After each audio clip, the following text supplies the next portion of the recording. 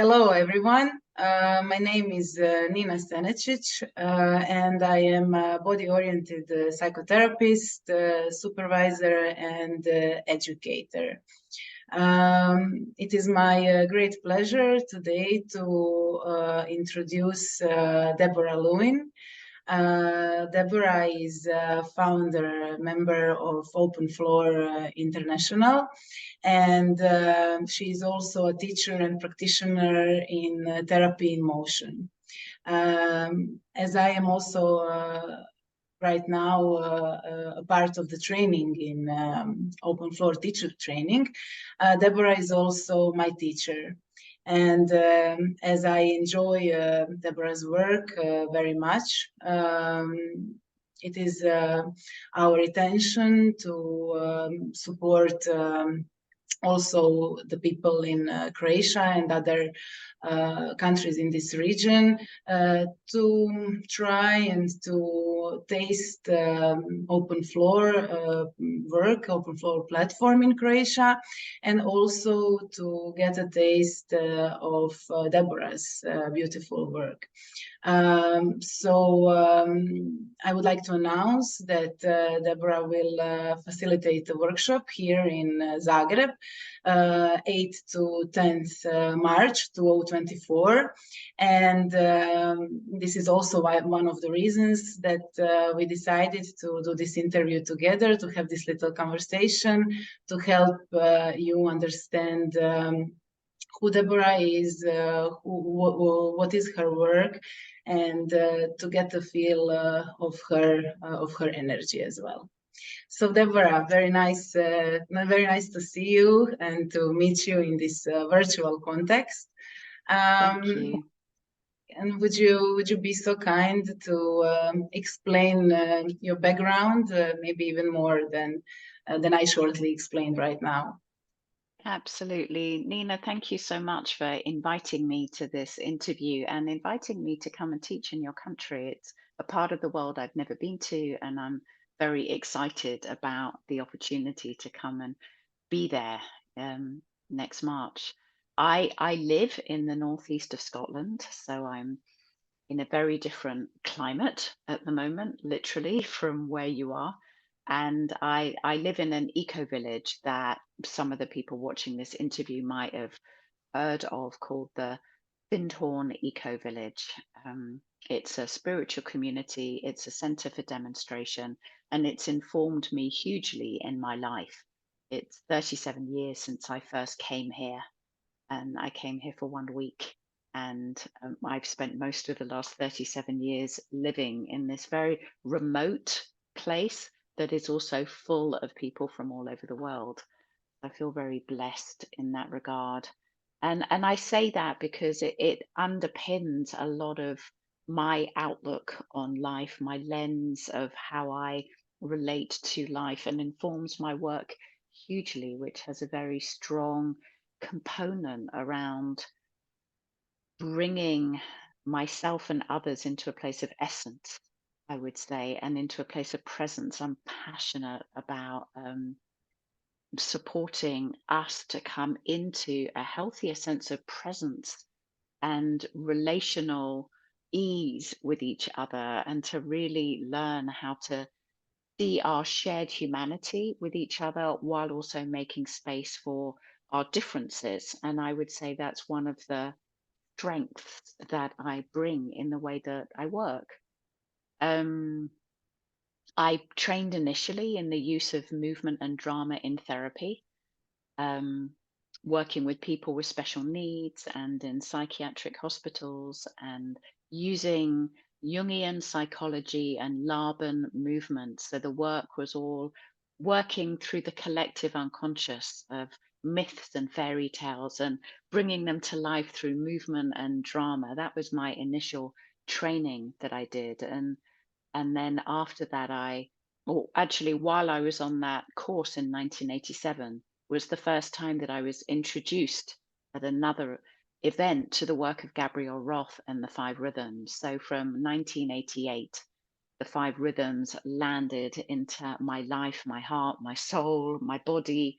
And that was my central focus in my life, actually, until Gabrielle died in 2012. So she was my primary teacher for about 25 years.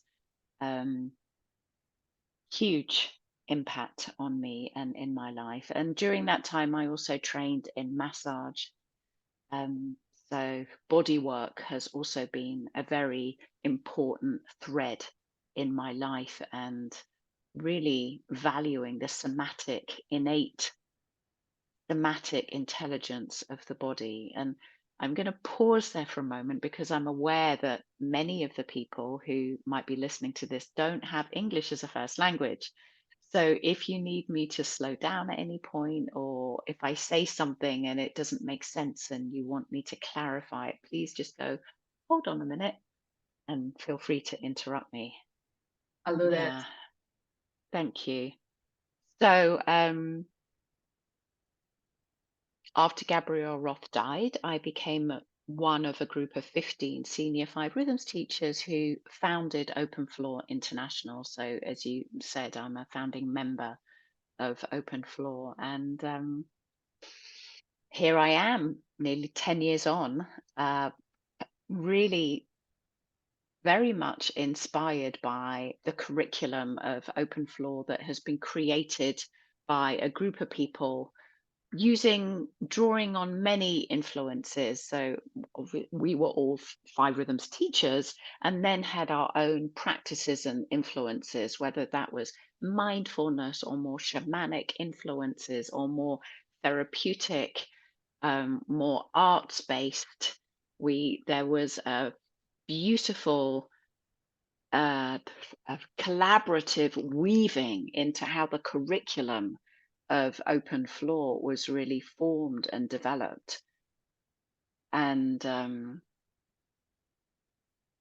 that lives in me and it's beyond the personalities of the people who created the curriculum. One of the things that I love about Open Floor is a decision that we made for the curriculum to be open source. What that means is that it isn't copyrighted or trademarked, but it means that when you come and do a workshop with me, then if there's material in that workshop that is relevant for you in your personal life or in your professional life, you are free to take that material, use it in your life and in your work.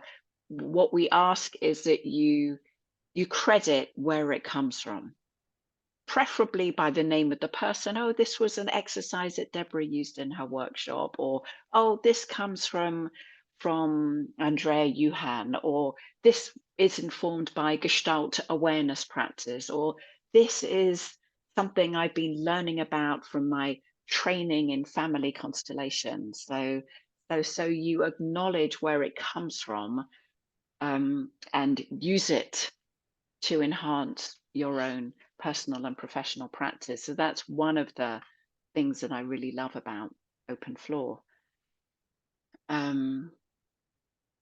What else might I say? My teaching work is informed by a pretty much daily meditation practice. Not every day, but nearly every day. And by my love of yoga, a yoga practice that is more about from the inside out than really sticking to clear postures, which is in line with the way I teach my movement work. And this year I began a training in systemic constellations.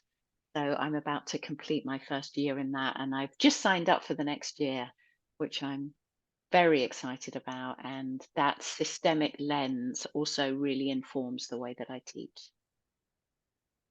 Beautiful. Thank you. Thank you for this introduction, for introducing yourself and to enabling us to get to know you better. Would you like to explain a little bit what Open Floor is? What is this method about? And what would you say? What are the key benefits of Open Floor method?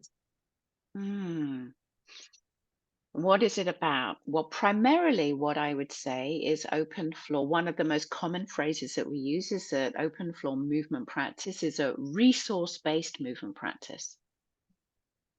We live in a period of history where there is a lot of depletion. That depletion is literally, do you understand the word depletion? Of like where, yeah, where the resources of the planet have been exploited and are running out, some of those resources. So we have to lean into alternative resources. And so, what Open Floor offers is a way of staying resourced in the midst of our personal life experience and our planetary life experience. Like, I really, as I said, I hold that bigger picture a lot in the way that I work. So, we've developed a curriculum which is very flexible, I would say, that we have these 10 core movement resources, which can be found anywhere in life. There's nothing unique about them at all. I think it's just the way that we've defined them and hopefully made them accessible in our curriculum. The need to be grounded, the need to be centered, the need to recognize what does it feel like when I'm centered, so that when I'm off center, which of course happens every day, uh, physically, maybe I find myself bumping into things, or emotionally, I have an interaction with someone that throws me off center. I go, oh, wow, I've really lost my center. What are the practices that I know that help me to become more centered? The movement resource of towards and away. I could say that even now in this interview. Am I close enough to you, or actually, do I need a little bit more distance? And that can happen in conversation with other people where I get to practice this on the dance floor of how much, not how much space necessarily, because that's a different resource, spatial awareness, to be aware of the space that I'm existing in that is between us and around us. But what do I enjoy moving towards?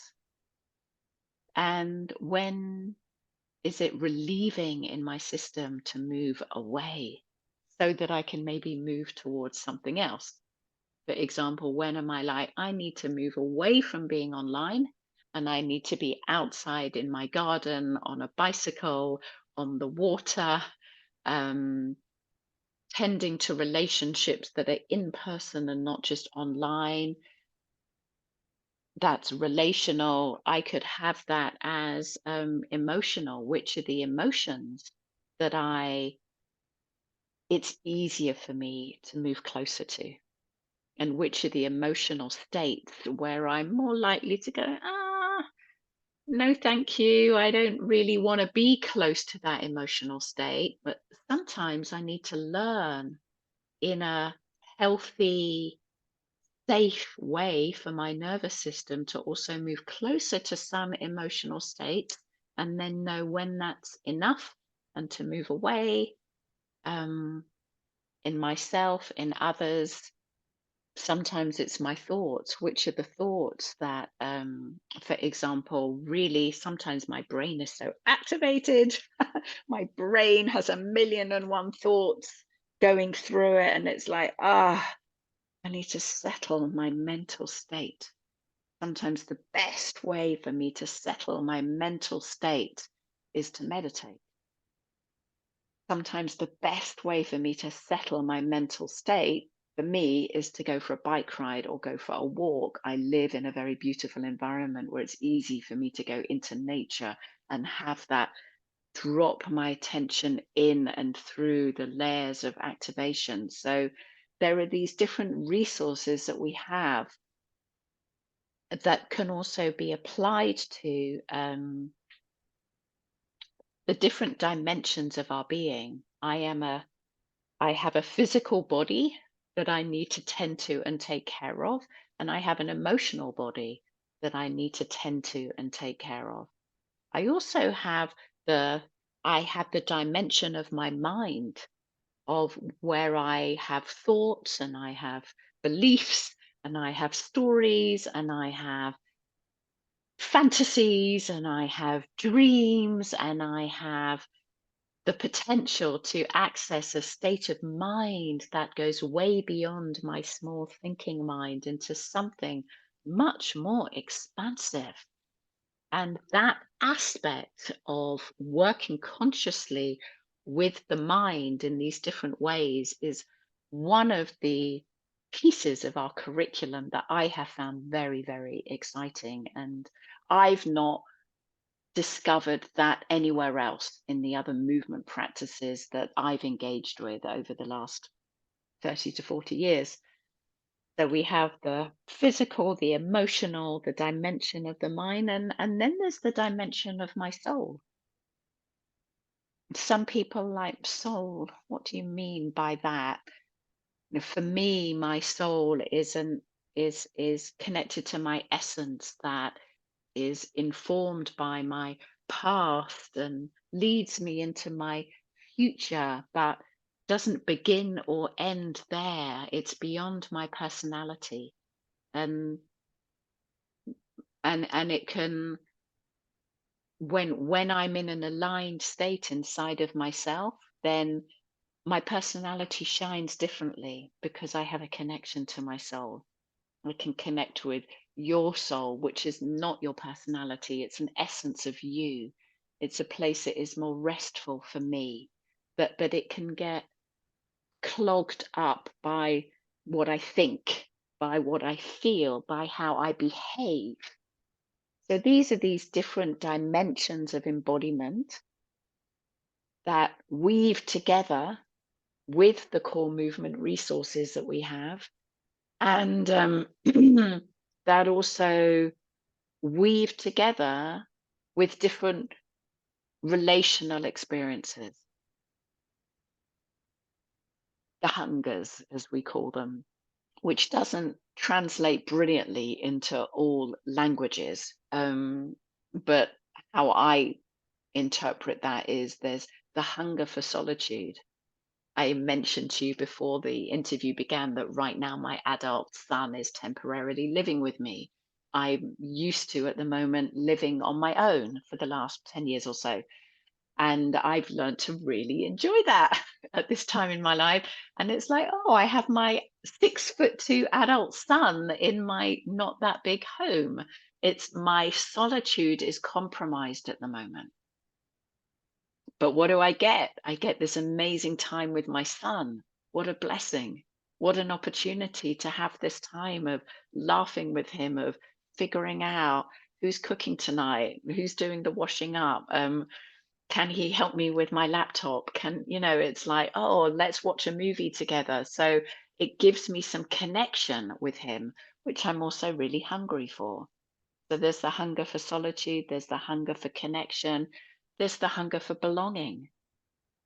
I'm aware that when I come to your country, to your part of the world, I come into a people, a land that is different than the people and the land that I have grown up with and been informed by. My belonging, my sense of belonging is very informed by growing up in the British Isles, spending many time growing up consciously in community. My sense of belonging is also very informed by being Jewish and a sense of when I feel included and when I feel excluded. And most people will have a fractured sense of belonging, either with their family or in their country or in their workplace. And when we don't have a healthy sense of belonging, it's really stressful. It really compromises our inherent relationality. It's such an important piece that needs to be nourished and tended to. So we have the hunger for belonging, and then we have our hunger for spirit. That relief where I don't have to deal with people.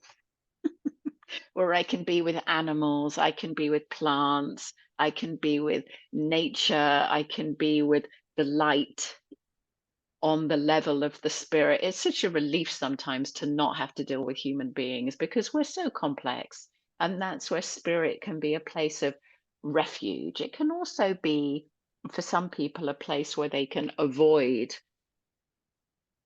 our humanity and where we need to learn how to find safety in our humanity. And maybe our connection to spirit can help inform that, but not avoid that, if that makes sense. Absolutely. Thank you. You described us and gave us an overview of the open floor movement practice, which is very wide and very rich. And it sits very well in my personal experience with the body-oriented psychotherapy work. That is my primary work, and it is also my experience that these two methods can work together perfectly. What are other methods that you integrate in your work? Hmm. Well, in some ways, what I described at the beginning about my background, means that when I'm working the methods that I integrate are probably using meditation, using times of pause, using times of quiet, bringing mindfulness in. Um, I'm informed by my love and history of the five rhythms, but I'm not teaching that anymore. But it still lives in me. It always will, it always will. Um, I spent many years working one to one with people. I first began working one to one with autistic people, actually, when I did my initial training back in the late 80s. And in 2007, when I did the heartbeat training, actually, with Gabrielle, I began working one to one with people. So, working one to one with people is something that I love. And it was when I did the therapy in motion training in 2016, the open floor therapy and motion training, that I began to really develop actually the work that this States of Being workshop is about, of how the one-to-one work fits within a group context. And it's how the one-to-one work fits within the group context has always been informed by my love of systemic and family constellations, which I've been studying for 10 years, but that is now informing me more. I'm very clear that I'm not trained as a constellator, but the systemic work and the the uh, the hmm, the understanding that well, it's both that what my process is not just mine, and that it will touch and inform you is natural as far as I'm concerned. And one of the emotional differentiations that we work with in open floor is to learn to separate out what is yours from what is mine.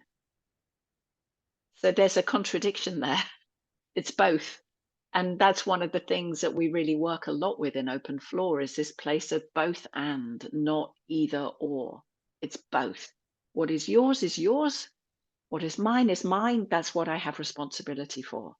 And there is something in you that I know about that lives within me, however small, because we're both breathing, feeling, thinking on a journey in life together. So that informs my work. And well, I love music. So that's actually a really important part of the way that I teach. I studied music at school. My family, I come from a family of musicians and one of my favorite parts of the job is that moment where I get to put headphones on and listen to music and see how it moves me and inspires me, or what it touches inside of me, what music touches my joy, what music helps me come closer to, I'm uncomfortable, and to have music that supports that. So I'm able to shape it, move it, feel it, and not be scared of it. What music helps to really quiet my system? What music helps me to just let go completely on all levels? So yeah, my love of music definitely informs the way that I teach a lot. And what else? I'm not sure. Oh, well, I'm also passionate about ritual. Mm. Yeah, that having grown up in a Jewish community, ritual was just a very simple part of my everyday life. And then I've been studying shamanic practices since I was 20. So have a deep love of indigenous practices and an honoring of them. And I think that is also there in my work as well. Beautiful. I am getting more and more hungry for this workshop and this opportunity to be Mm, there with you. mm. So what is it that out of this really wide and rich spectrum of the methods and the open floor platform itself, what is it that people can expect from this workshop? Mm. Well, yeah, my hands are doing this excitement.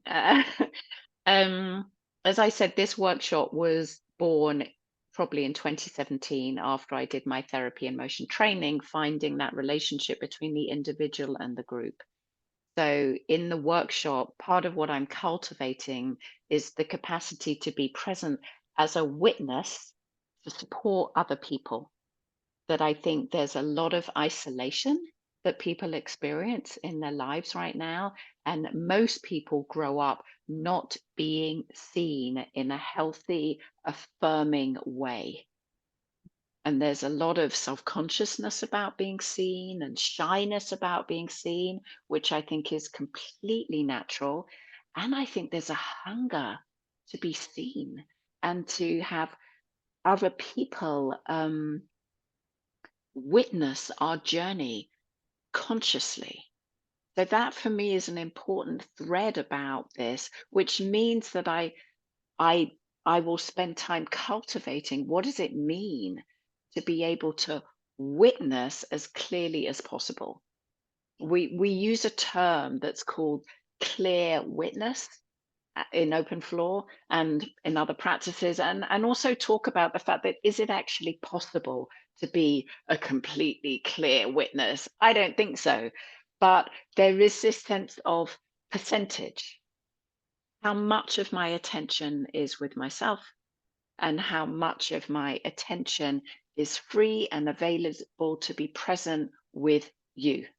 And there's an honesty in that. Sometimes I might be available to give 80, 90% of my attention to you. I'm feeling very resourced and I'm just keeping breathing centered, focused in my midline, grounded, while I'm really giving my attention to you. When I'm working one to one with people, that's really where my percentage is. Sometimes I might be witnessing someone and something in your material might really activate me, might really trigger me. And actually, suddenly, 60% of my attention is focused on what's happening in my system and on helping to settle myself, to regulate myself. And only 40% of my attention is able to stay present with you. And there's something about learning about that and developing skill and awareness around that that I hope will be helpful for people. Um, and that in witnessing others, I get shown aspects of myself that I'm familiar with, but I get to see them from a different perspective. And I also get to see aspects of other people that I know nothing about, that I have no lived experience of, and is a mystery to me. And if I can stay open and present in those moments, then my own humanity is also is expanded. Yeah.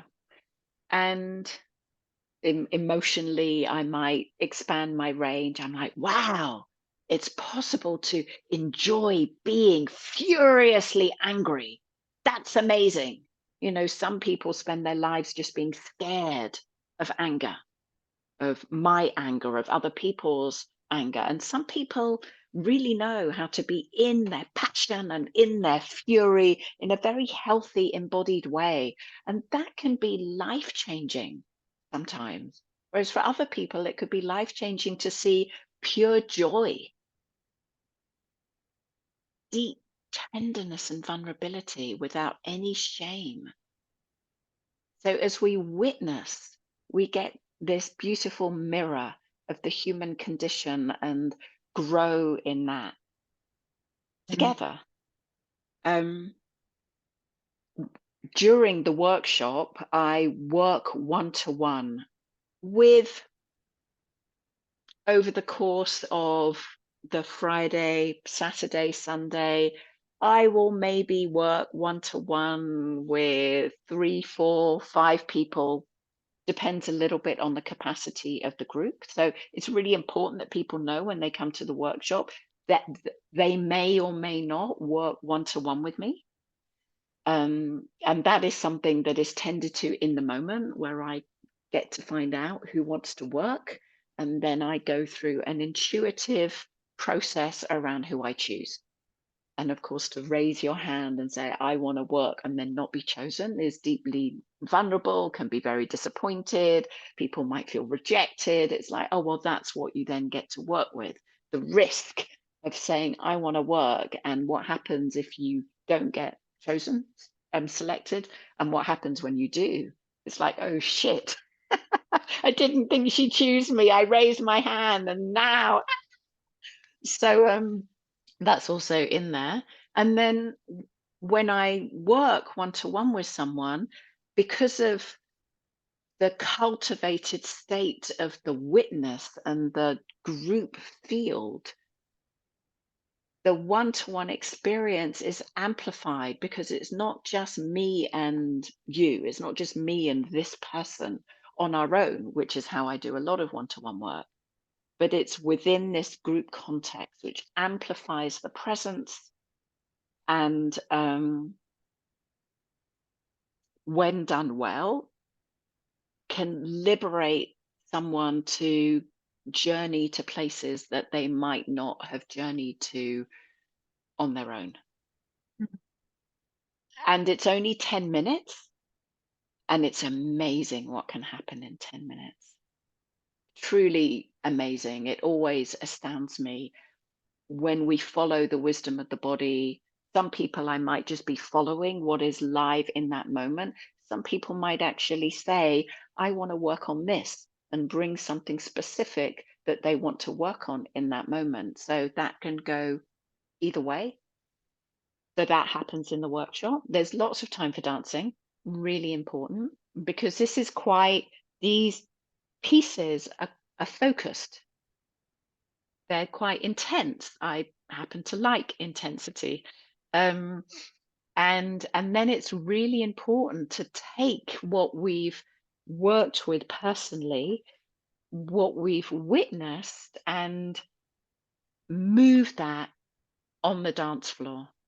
The echoes of that, then physical and emotional, and the imaginings of that, we then get to shape and move and release on the dance floor. So there's definitely structured time in the workshop where we'll be doing exercises. People will connect with others in small groups, with words, without words. And then there will be time where there's no instruction, very important, where there's just time to move. I might ask people to write. I love to write. So we will be asking people to bring paper and pen. We will also provide that if that's needed. And that can be a very beautiful way to integrate, is to actually write or maybe draw. Yeah. Um, People will also have the opportunity to work in small groups where they're cultivating the eye that sees without judgment or story, but just sees what is happening. Oh, they're moving down. Oh, they've made a smaller shape. Oh, their head isn't moving. Oh, while they're moving, I notice I have tears in my eyes. I wonder if they're feeling sad, but that might just be my experience. Yeah, I don't. But Mhm. yeah, that could take me down a different avenue, which I'm not sure I want to go into right now. But yeah, does that? I mean, you've done a 4.5 hour online states of being workshop with me. Does what I've just described, does that make sense to you from your experience of doing the workshop? Absolutely, absolutely, it does. What I'm thinking about while listening and feeling your energy, Mm, as I am coming from the psychotherapeutic body psychotherapy background, a lot of the words that you are using and how you are explaining, forgetting the context of the dance and the movement practice, mm. it can easily be imagined similarly put in words also in this Right. context. So what comes Nice. to me is yes, how is dance specific medium for this kind of processing? What is your feeling? What is your work experience? How do you relate to dance in this specific context? Wow. Ah, well, for example, when I did the therapy and motion training, most of the people in the room were psychotherapists of one form or another who were working one to one or maybe in small groups and wanted to know how to bring more movement, how to get their clients off the chair and into motion. Um, I was there having done training in the use of movement and drama in therapy, um, but wanting to also know therapeutically what did I need to know more of to support the one-to-one work that I was doing, because the movement side of it was what I was more immersed in. And one of the most important pieces that I took away actually from my therapy and motion training was all the work around attachment theory was very significant for me to have a deeper understanding of it, and everything else I was more familiar with. um so the dance, what we're doing, as as a body orientated psychotherapist, to actually bring what is happening not just from the cognitive, often more left brain, rational, instrumental brain way of thinking, but to actually help. It's like, well, what are the sensations that accompany that experience? Where in the body did those sensations exist? That's developing our somatic intelligence. But then what happens when we actually move that? So we're not just feeling it and becoming aware of it, but we let it become more visible, because often people's somatic experience is quite invisible. And that's part of the purpose of the dance, as I see it, is to take our often private, invisible experiences and give them more language into the space, to let those sensations ripple out more, to have more energy, to really expand, to really get smaller. That's another one of our core movement resources: expand and contract. Um, to really release, as I said, and release doesn't have to be cathartic necessarily. There can be an association that releasing requires a lot of energy and is very cathartic. And in my experience, sometimes a piece of music might release something through my body very gently, doesn't have to be vigorous, but something that I was holding on to, I have now let go of. So the music gives see, I can't actually sit still while I answer this question. The music helps to open up more pathways of letting all this information that lives inside of our bodies just have more airspace, literally. And it's also such a beautiful way to interact with other people that I think that it's a very safe way, that the dance floor is a very safe way to practice being um more than my usual habitual self. And sometimes there might be music that gets played that I don't resonate with, and I'm like, ugh, really? And then it's like, well, what's that dance? What's that? Ugh, ugh, ugh, like, just to let that dance come through me. And then sometimes someone will play a piece of music, and I'm amazed. I thought I was exhausted, and suddenly there's all this energy there. Mm. And where did that energy come from? And it came from a different place, and music is so evocative, so evocative.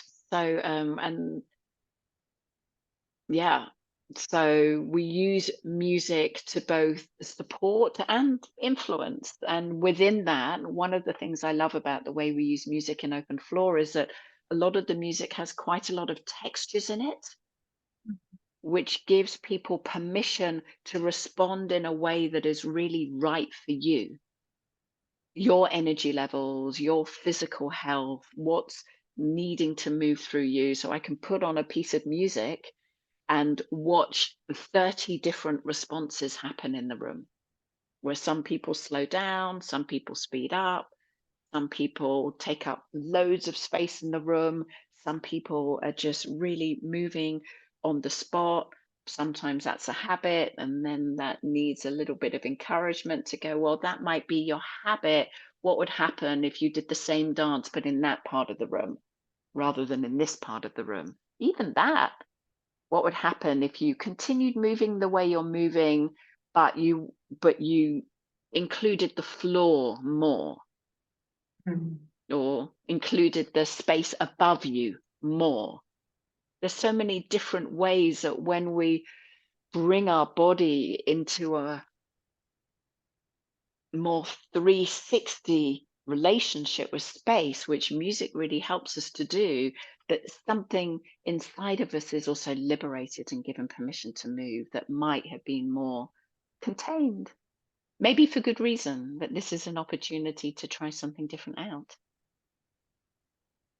I feel I'm already there just from witnessing you and resonating Hmm. with your energy.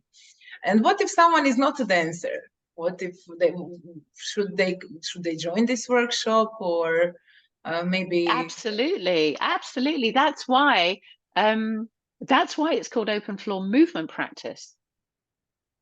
It's not dance. I mean, it is dance and we do dance, but everyone is moving. I mean, when I used to work with people with special needs and in wheelchairs and who had injuries, or a lot of people have worked with me, for example, who have chronic fatigue.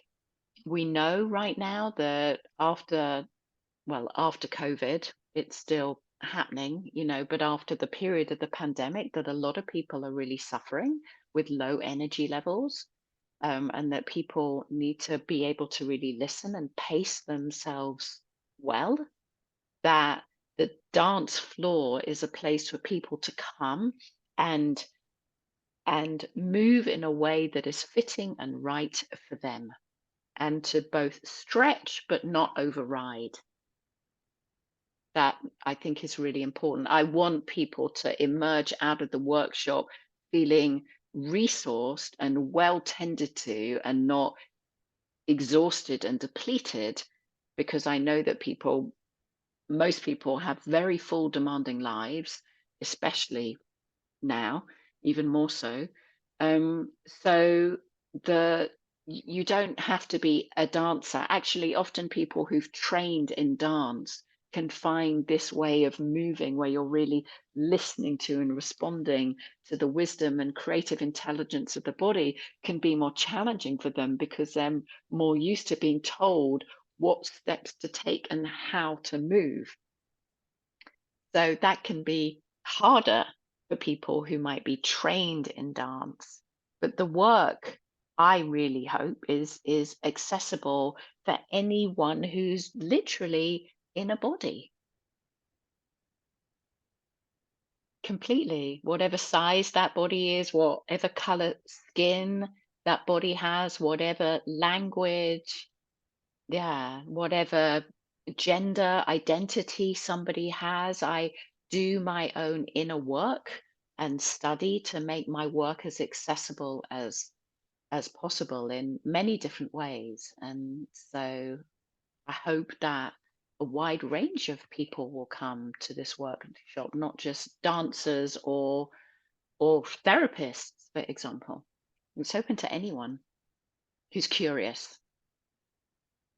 Wonderful, beautiful, so nice, so nice to feel how you hold this field of acceptance and Hmm.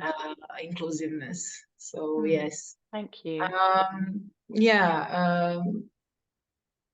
I hope that we gave enough information for everyone who will be watching our conversation to be able to feel more the energy of you of what you are describing, what you are talking about, and also to hopefully make a decision to join us 8th to 10th March 2024 in this 3-day experiential workshop in Zagreb.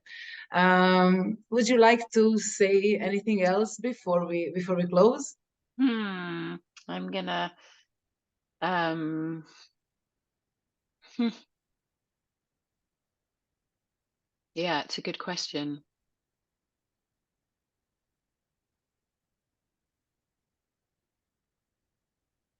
I think, when people say, well, therapy in motion, do I have to be a therapist to come? Do I have to be interested in therapy? Um, you certainly don't have to be a therapist to come. Do you have to be interested in therapy? Actually, what comes into my mind is Socrates of know thyself. It's not necessarily about therapy. It's about, and I think I remember from when I was teaching in Greece that the word for therapy and healing are the same in Greek. I might have Mhm. that wrong. Um, but from this place of know thyself, that this is an opportunity for anyone to come and experience work that intersects the body and the heart and the mind and the soul. And yes, there is more of a lens of how is this work therapeutic. That lens is more in the foreground, totally. Um, and I hope it is in a way that means that people will be changed by the workshop that lives long after the workshop off the dance floor. That's really what this work is about. It's about how we are informed and changed in a cellular way so that we can be more resourced in our lives for our families and our work and for our planet. Yeah. Yeah, Thank you, it's Nina. about integration, actually. Yeah, Yeah. Integration and having more skills. Yeah. beautiful. Thank you so much. Pleasure. Thank I you. am looking forward very much to seeing you in March in Zagreb, and once more inviting all of you who felt something, whether it's pleasant or unpleasant, while watching this interview. If you felt anything in yourself, it can be and serve as an inner invitation to react and to join us. Thank you. Thank you, Nina.